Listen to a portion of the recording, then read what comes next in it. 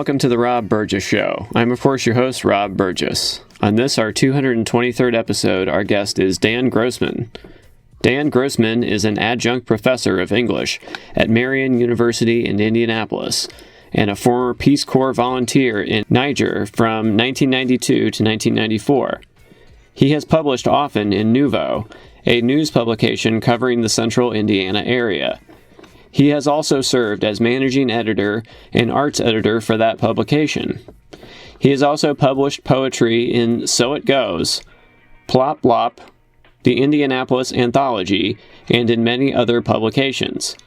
Currently, he edits the online blog indiecorrespondent.org. You can find his book, Mind-Fucking Roundabouts of Carmel, Indiana, on his author spotlight page at https://www.lulu, that's lulu.com/spotlight/Dan Grossman. And now on to the show. So how you been, man? It's been a long time since I talked to you. It has been a long time. Yeah, I've been doing well. My daughter's in college at Oh my IU. gosh. Wow. Yeah, so that's something that it's an ongoing thing. And Congratulations, that's great. Thank you. Yeah, she's really happy. She's a freshman in graphic design. She's enrolled in the art school, and she's got all these internships. Cool. It's pretty amazing that what she's been able to get as far as internships. So I'm really happy for her. Excellent. But for people that don't know who you are, obviously we've known each other for a couple of years now, but for people that don't know who you are, who are listening to the podcast today, let them know who you are. Right. I am Dan Grossman. I am a former arts editor at NUVO, and that's where we met, Rob. And also I was managing editor for a year at NUVO, and then I left to run my own blog. Indiecorrespondent.org is the name of the blog. And so I've been in Indianapolis most of my life, actually, I should say Carmel, but really it's all one megapolis, really. Despite what some of my friends say, Right. It's like 96th Street to them is like this, the Great Wall of China or something, and really it's not. But, so yeah, I grew up here, and I spent 2 years in Peace Corps in Niger, West Africa. I got a couple of degrees, master's degrees at IUPUI, a master's in nonprofit management, and a master's in English, which I just completed in 2001 while working as a research assistant at the IUPUI Arts and Humanities Institute. Yeah. Well, I just thought it was important to get a little bit of your background for the purposes of this book, just because it does your background, and obviously a lot of this is ripped from your from your own life, as much art is. Yeah, right. But yeah, tell them what the name of your book is. I love it. The Mind-Fucking Roundabouts of Carmel, Indiana. Very topical. And, Carmel, Indiana, for people that don't know, more roundabouts in Hamilton County, where we both live, than any other county per capita in the United States. And that's because Carmel, Indiana loves roundabouts. They really, really do. Yeah. But sure. Definitely. Do you mind if I ask you to read some of your poems from your book? Is that okay? Not at all. Yeah. That would okay. I have a couple of requests, but if you have any that call out to you, feel free to throw those out there as well. But yeah, I think that title track, I think that would be, you kicked the book off the same way. So I think that might be a good place to start. Sure. So the title poem is Mind-Fucking Roundabouts of Carmel, Indiana. I'm driving my daughter around the roundabout, first of 6 near US 31 and Old Meridian Street interchange. I'm telling her about the first black hole ever photographed, 55 million light years away from Earth. In the center of that black hole, wider than our solar system, is a singularity, infinitely dense and infinitely small. But the singularity at the center of this roundabout is full of regret, and it pulls me in through a wormhole into an alternate universe where, instead of working in a bookstore for a decade after my Peace Corps service, I win a fellowship to study Arabic at Cairo University. Immediately after graduation, I'm hired by the Cairo bureau at the New York Times. I report from all over the Middle East. During the Iraq War, I have 2 close calls with IEDs. Second improvised explosive lands me in the hospital with a concussion. I fall in love with the nurse, Sasha Salim. Sasha's into Kabbalah, Pink, and early Madonna. We marry and buy a flat in London. Against the advice of our Kabbalah center rabbi, I accept an assignment in Syria just after discovering that Sasha is pregnant with twins. Stationed in Damascus, I score 2 interviews, arranged by my bodyguard with commanders in the Syrian opposition. Resulting features make the front page. But the third interview that he arranges isn't with the rebels, like he says. It's with ISIS. They put me in an orange jumpsuit in front of a green screen. My rabbi's advice is ringing in my ears as my head, spurting arterial blood, is severed from my body. Just as the lights fade, I make the third turnoff onto Old Meridian Street. We fly by St. Vincent's Hospital at a wicked clip.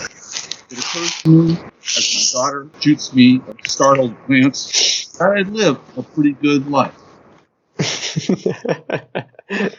It's a really I like how you take something kind of concrete and we're off to the races pretty quickly. Concrete. I think that's a good word, Rob, because I think I was trying to make. I mean, I don't know. If I was thinking this as I was writing it, but as I put this collection together, my idea was to try to make the familiar strange, because that poem certainly seemed to do that. And even the cover photo, where I photograph a roundabout with the sun shining on it, this empty roundabout, and the sun's so bright. I think that was an attempt to make the familiar strange as well. Mm-hmm. Right. And it's interesting because I first kind of met you. I didn't really know you were a poet when I first met you. I, of course, just thought of you as a journalist. And if anyone ever wants to check out your website, well, do you ever give your website again? Let's plug that for sure. Yeah, indiecorrespondent.org. And so I've been writing. Yeah, like he just had a great interview on there that you should definitely check out if you're into music at all. Tell them about that one. That's awesome. Yeah, right. With Tony Levin, whose bass lines are so distinct on songs like Sledgehammer, Peter Gabriel songs, I should say. And Shock the Monkey, and Red Rain. Particularly Shock the Monkey for me was, I remember, I'm old enough to remember the first time I heard that song when it was released, I think in 1982. It was like nothing else on the radio. It was it had this one repeating groove, and it was so different from the guitar-oriented rock. Right. 3 bars of singing in the 1 bar. I don't know if I'm describing this well musically, of like some, insane guitar solo that it was so common. It was just completely different from that, and so the bass stood out on that track.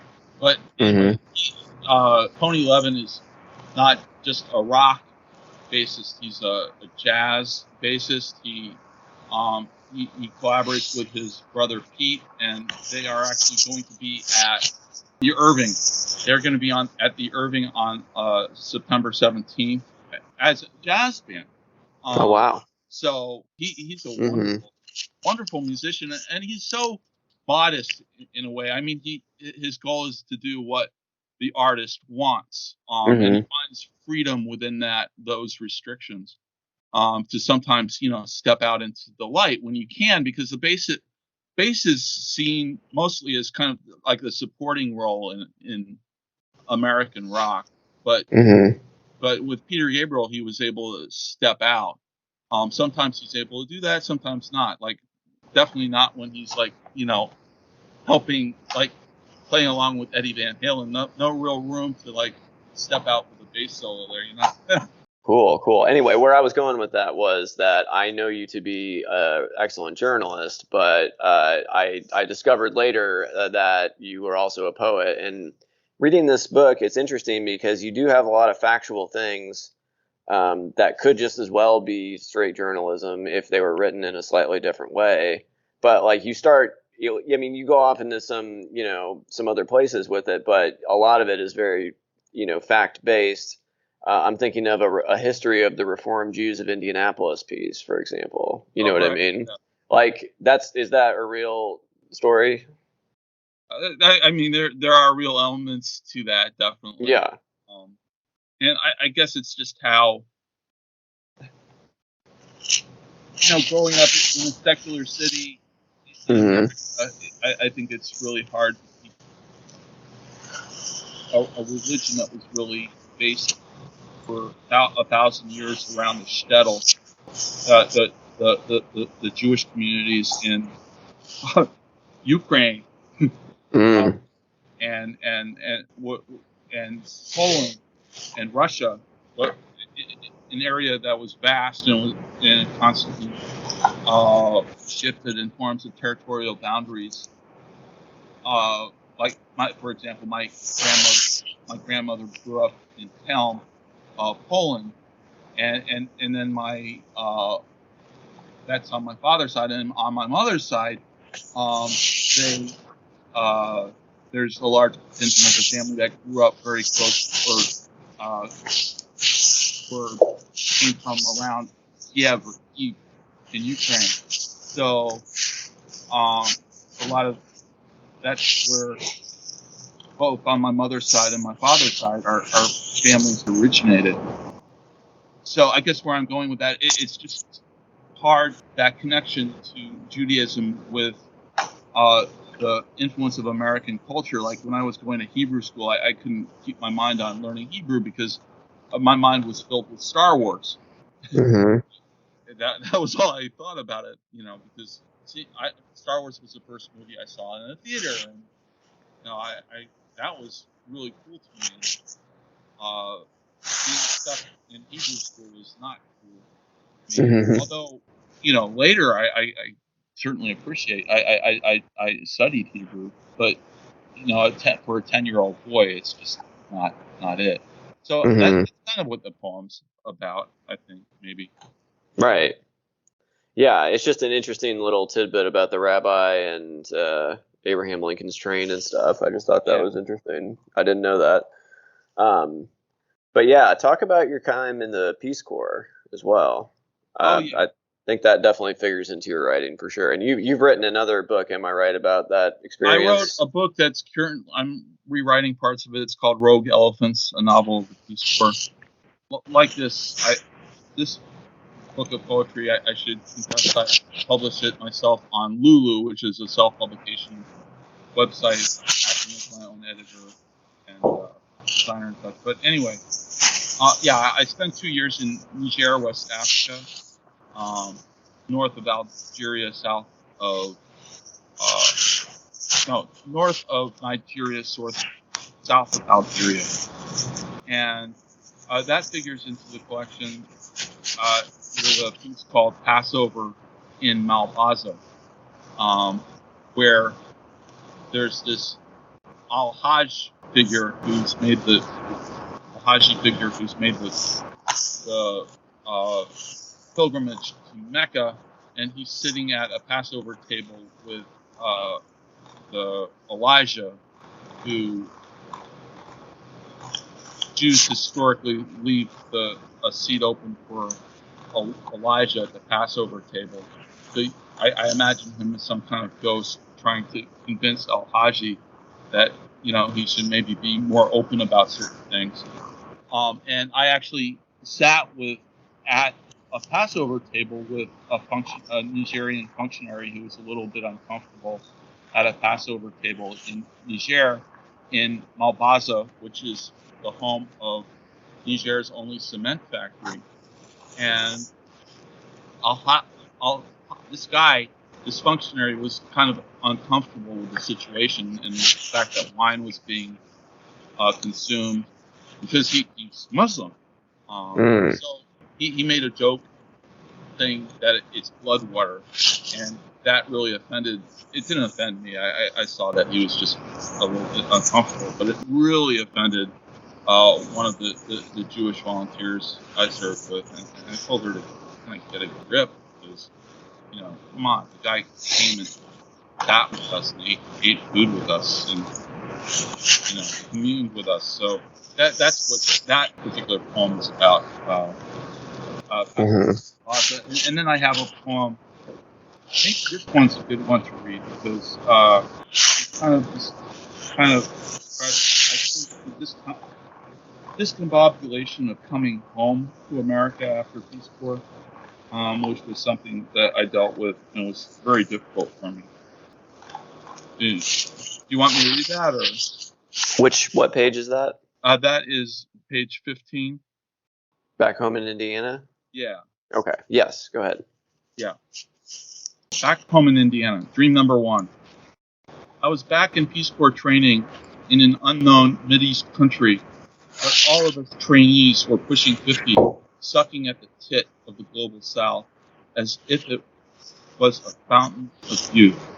The turbaned Peace Corps trainer said, "In this country, you need to get by without maps, but there is wireless."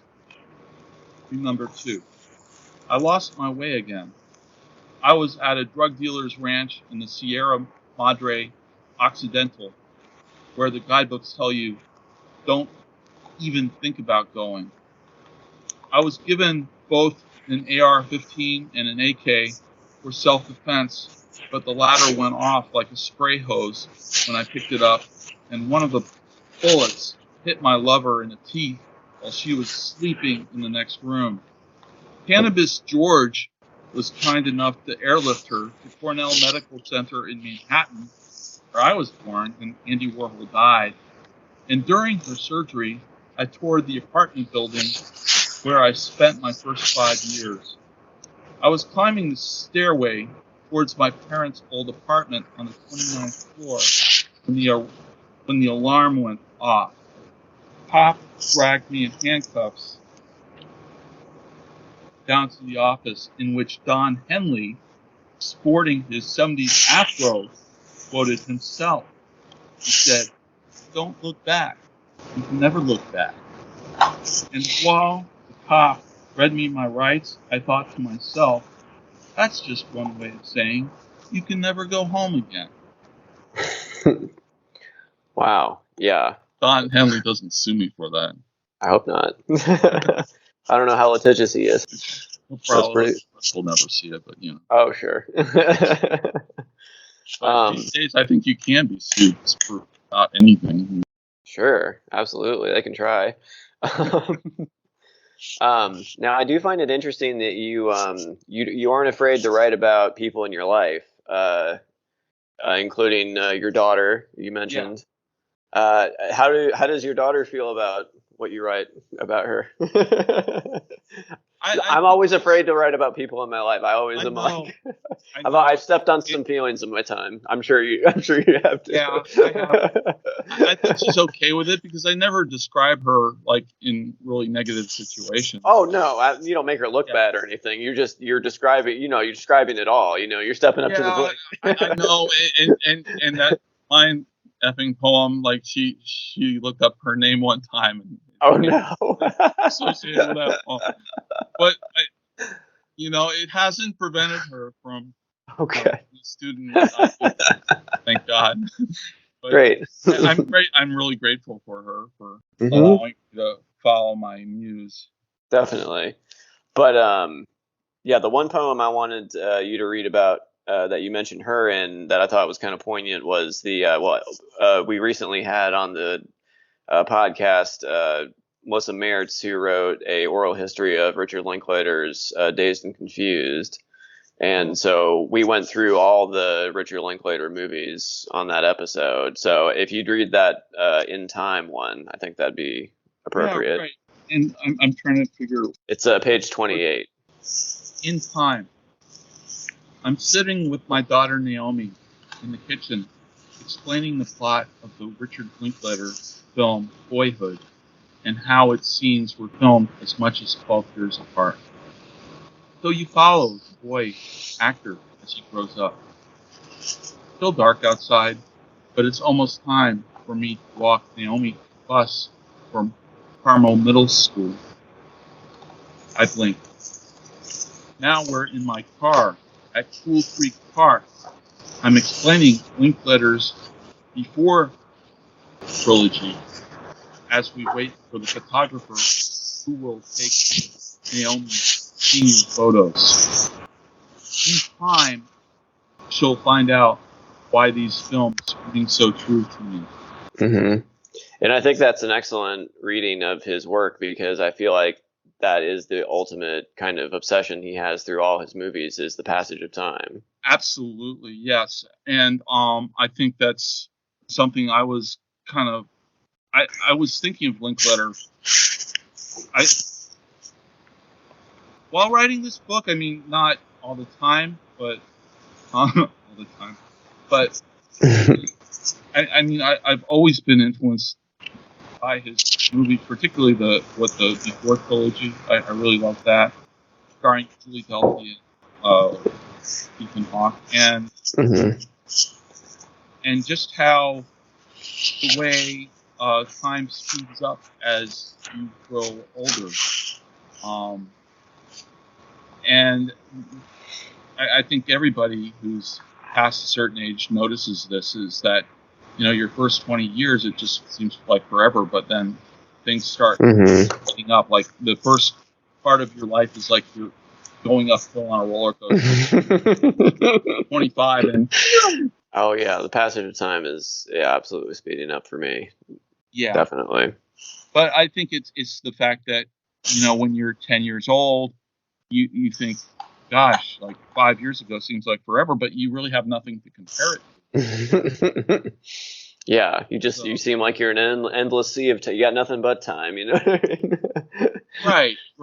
So throughout this book, I think, the book jumps back in and forth in time. I have poems where that I've written, like when I was back, like I just graduated college. Like I have a poem about working as an assistant ranger at Indiana Dunes National Lakeshore and going out on a boat, on a patrol boat, and that's based on reality. So, and then it jumps forward in time, backwards in time. So that's a big thing in the book, I think. Definitely, yeah. Switching gears a little bit, but in the current time, if we're speaking about the time it's right now, you do have several references to the war in Ukraine, and yeah. I did enjoy. Let's see, which one was it? Yeah. Would you read? It's on the next page. Generation Z. Oh yeah, right. 29. Okay. Yeah. Another film. Generation Z. I watched as the thug in the Costa Bravas. I watched as the thug in the Costa Gavras film Z kills the pacifist deputy, the blow, the skull, while I'm grading a student essay. NATO made do it, according to my student. NATO caused the Z-painted tanks make hamburger of the children in the Mariupol apartment blocks. In the film, the police hired the thugs to snuff out the, quote, mildew of the mind, end quote, and the, quote, ism, end quote, like critical race theory, in the same way Putin ordered the Z-painted tanks into action. What goes around comes around as he gets his amen chorus at Fox News hard or wet by threatening nuclear ejaculation. I write, we are all handcuffed to history, end quote, on the student paper, and phone my college-bound daughter, hoping her generation isn't the last, just wanting to hear her. Yeah, that's poignant as well. But yeah, I like what you wrote in the student's paper. That made me laugh. Yeah. Well, that's kind of sometimes poetic license, Sure. Oh, of course. Yeah. It's poetry. It's not not journalism. It's not journalism. Let's put that to the side. One thing I do think that's very funny is this one about Tom Petty, because I've heard this. Living in Indiana, you hear this so much about the fact that this Mary Jane's Last Dance is based on some experiences in Indianapolis. I mean, I heard this growing up in Mitchell, for goodness sakes, like in southern Indiana. I heard that. So like or I guess you could just read it, or you could just kind of tell, like, because it's a thing, like that people are like, oh yeah, it's like he was here and he did this. yeah, exactly. We have a mutual acquaintance who is fairly obsessed with sure. Tom Petty. And I love Tom Petty as much as anybody, but not as much as anybody. Apparently, some people love him more. But right. I love him a lot, but yeah, some people go the extra mile. All gave some, but some gave all.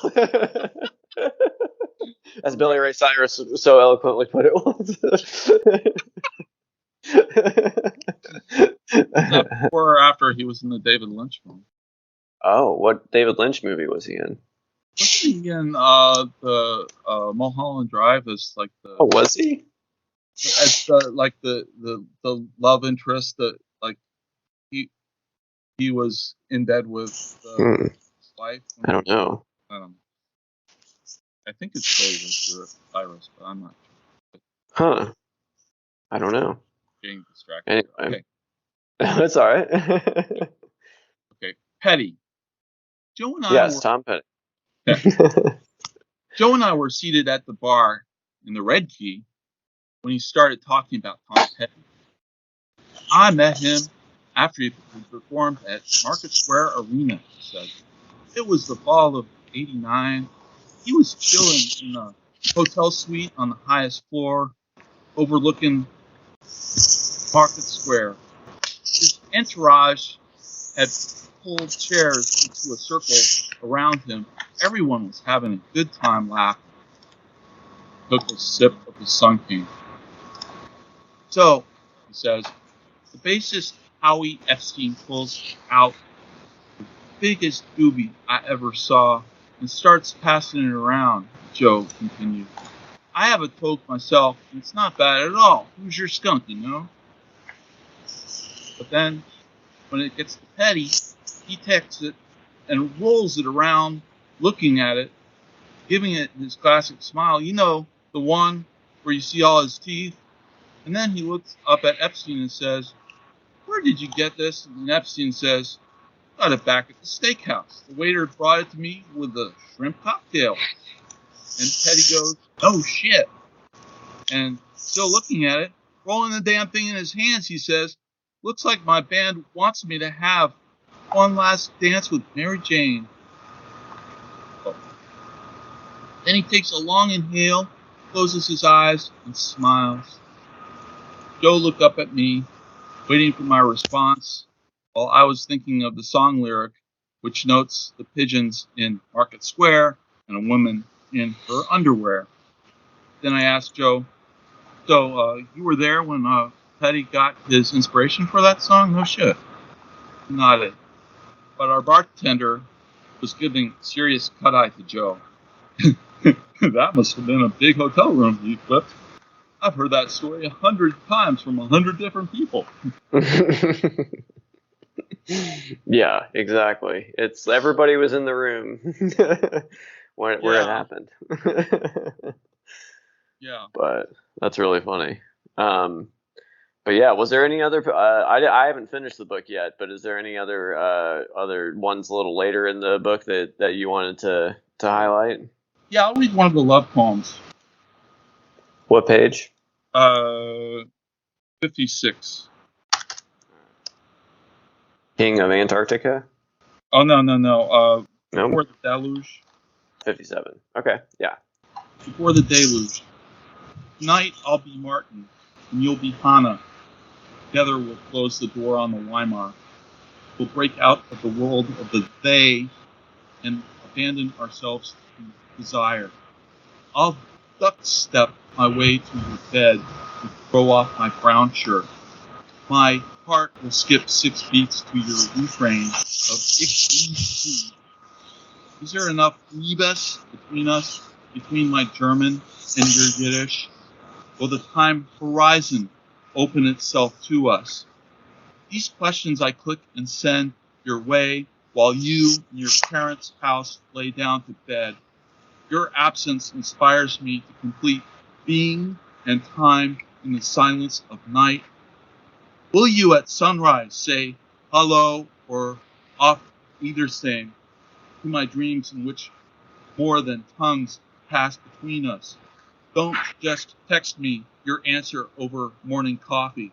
Open your DA sign in response. Yes, my devotion to you is totalitarian. I want to strip your defenses down to your rootless being. Will you follow me, my love, into the Vaterland? Yeah, that's some vivid imagery right there. You got some real Germanic themes.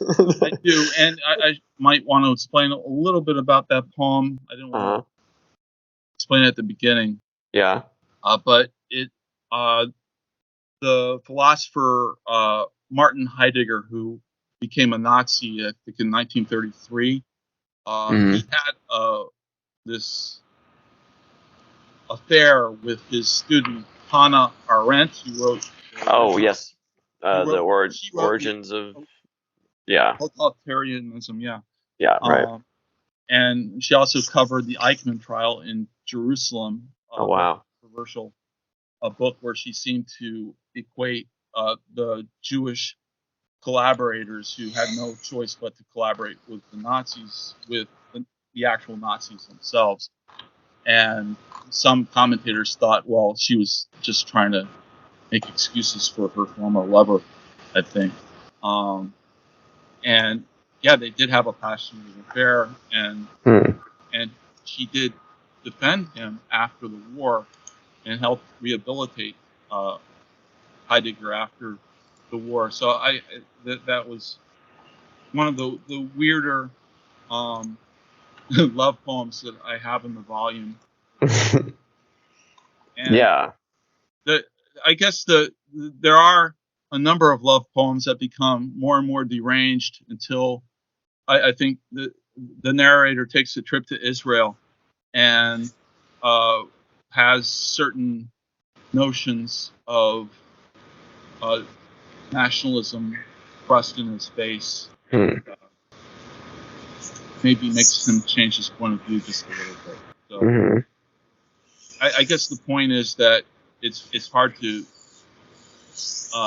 untangle sex and love from nationalism, because I think those things are somehow interlinked. I mean, love of country, love of a woman, or love Mm-hmm. I mean, those things are very intimately linked, and to a horribly so sometimes. I mean, why does rape happen so often? Mm. Or, for example, Mm. so that's not a question I directed on this volume, but not purposely anyway. But yeah, there are some poems that are liable to offend people. I could read one of the Israeli poems if you want, Sure. or part of one. Um,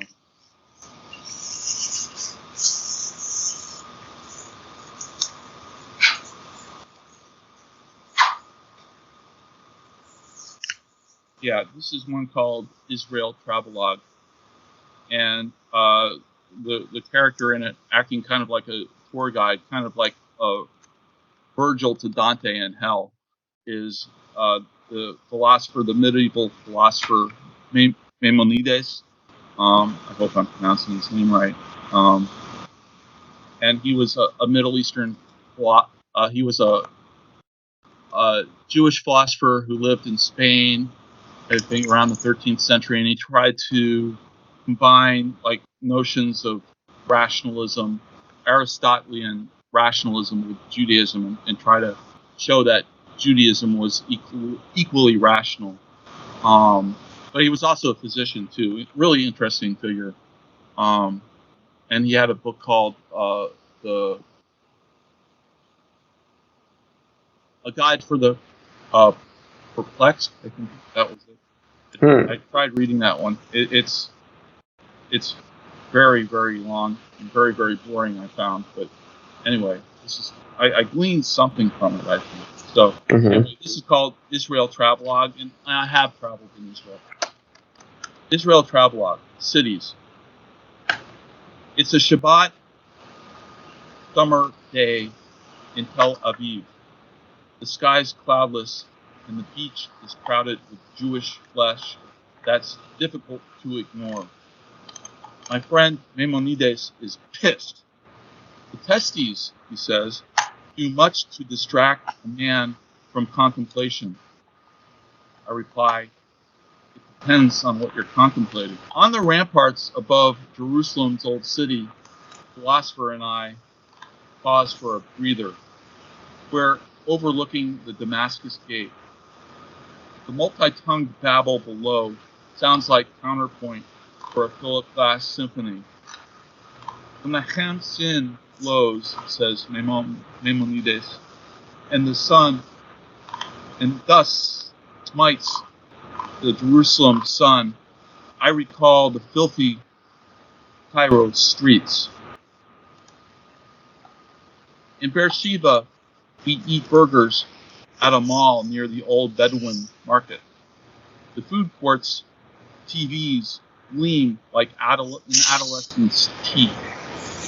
A drop-dead flight attendant against a Parisian backdrop fills the screen with an El Al advert. Later, at the old market, the smell of rotting fruit makes me yearn for Africa. Everyone here is dreaming of somewhere else. Tell me about Israel, though. I've never been there. Oh, when did you go? Yeah, I've been there twice. I was there once right after Peace Corps, kind of just touring around the country, and I was with a friend, and we stayed with people he knew, and it struck me how small that country is, and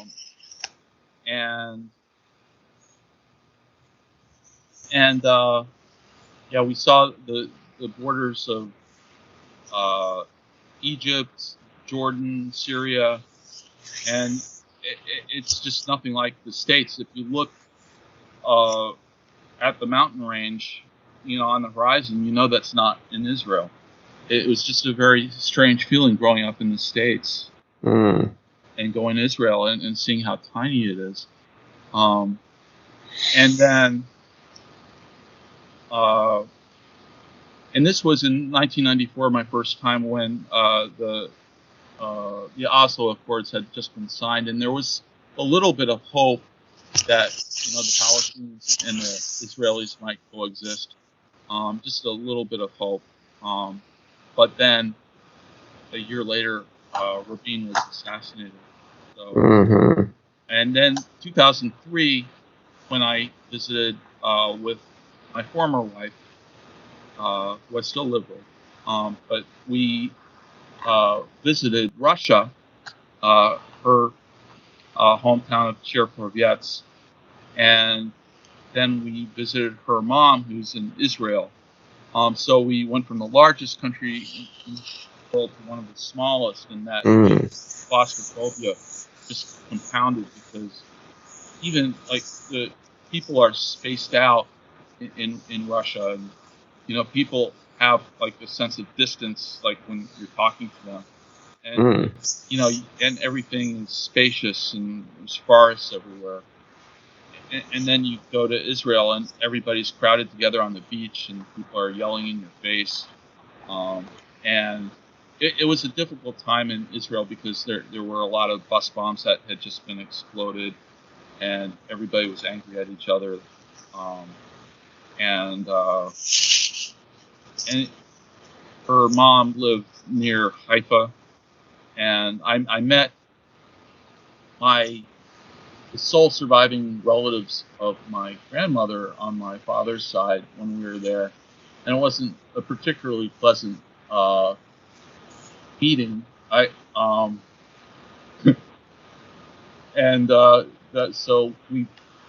described like the situation of my Katya, my former wife, to my relatives, and that basically my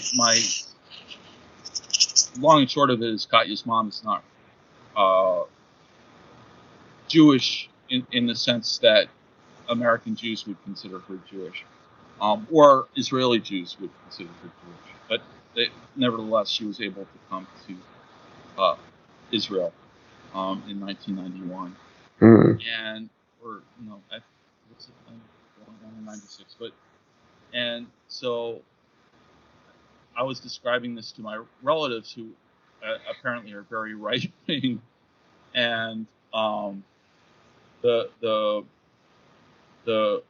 patriarch of the family nods his head and says "ma lasot," which in Hebrew means what to do. Like, what the fuck? It's like, what do we do with these Russians?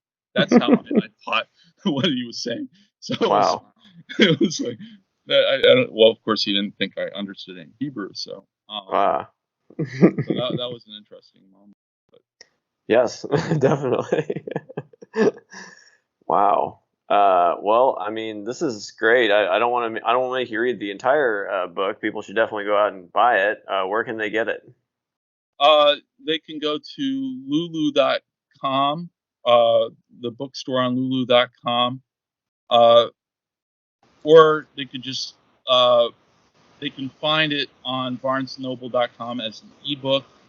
I think the probably easiest way to do that is just to put in the title into a search engine, and it'll come up in various guises. So whether you want an ebook or if you want the hard copy, the softback, paperback, I should say. Well, great. Definitely. And it's very entertaining. I'm not just saying that because I like you and I'm your friend, but I think it's good. I can heartily recommend it just as good writing. So I think everyone should check it out for sure. So, but yeah, one thing I always ask here at the end is what music have you been listening to lately? Oh, good grief! I've been there's this French woman singer, Cleo. I've been listening a lot to her. I've been listening to a lot of some of the people, believe it or not, in Tony Levin's orbit, like Shankar, he's a Indian musician, plays the double violin. I do listen to a lot of like sitar music, like Ravi Shankar, and Um, just spanning the spectrum. Really, there's a song that I just discovered this piece, this instrumental by the Paul Butterfield Blues Band called East West. That it's basically kind of a blues raga of sorts. It's just wild, and I haven't been listening to any Jim Irsay. He just had a concert at with all of his friends like John Hyatt and What? John When was? Did you hear about this? Like I Jim vaguely, Irsay but like, collection? so is he like a singer? Or what is he? Does he play guitar? I know he owns a lot of guitars, doesn't he? Well, yeah, he had his and you can read about this, by the way. I have an article in indiecorrespondent.org about what went down last Friday night when Jim Irsay took to the stage with people like John Hyatt, like I mentioned, but also Mike Mills of REM, and like John Mellencamp's drummer, a lot of great musicians. So when Jim Irsay himself wasn't on the stage, it usually sounded pretty good.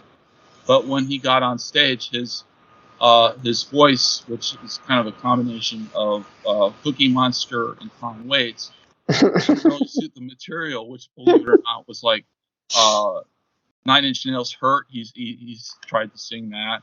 Wow. It was awful. You can't imagine how bad Hurt was. It hurt. It was so horrible. And I guess the audience was okay with that because after that penultimate set, John Mellencamp came out and everybody like sang along to Ballad of Jack and Diane. So I guess right. But Irsay's doing this tour with his collection of instruments and memorabilia that you mentioned, but also with this collection of musicians. And now I think he's angling for. There's a good article, by the way, in Indianapolis Magazine about this, where he's trying. Apparently, he's trying to get another. At least according to Indianapolis Magazine, I don't want to make this claim myself, so I don't get sued. But he's apparently, according to the magazine, he's trying to get a city to host his museum idea, where the city would pay for this big museum to house his collection.